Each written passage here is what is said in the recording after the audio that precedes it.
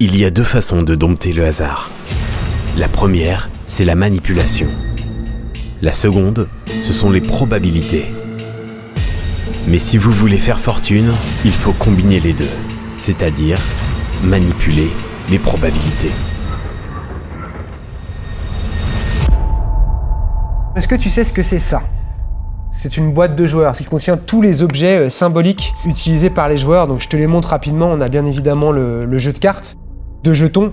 On a le dé, le fameux dé du casino au coin carré. Et puis on a deux objets un peu moins connus, c'est ce qu'on appelle le billet de la dernière chance. Et puis ça, le Lucky Charm, le porte-bonheur. Et je vais te demander juste de mettre la main à plat dessus pour te porter chance. Et on va commencer par un choix très simple. Quand je vais claquer les doigts, tu vas lever ta main du porte-bonheur et tu vas glisser un de ces deux jetons vers moi, celui que tu veux. Et je précise à l'avance, celui que tu glisses vers moi, c'est celui que tu décides de me donner. Ok? Donc, maintenant.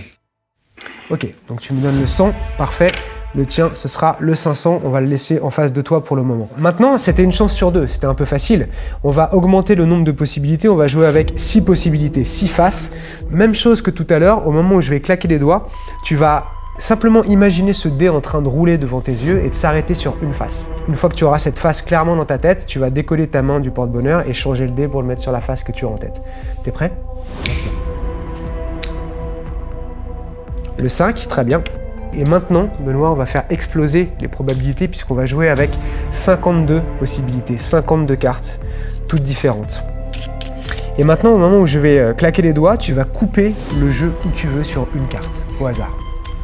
Maintenant. Sur cette carte, on est bien d'accord que tu aurais pu couper sur absolument n'importe quelle carte. Donc, une chance sur 2, une chance sur 6, une chance sur 52 et on obtient le 7 de trèfle, ce qui nous donne au total une chance sur 624.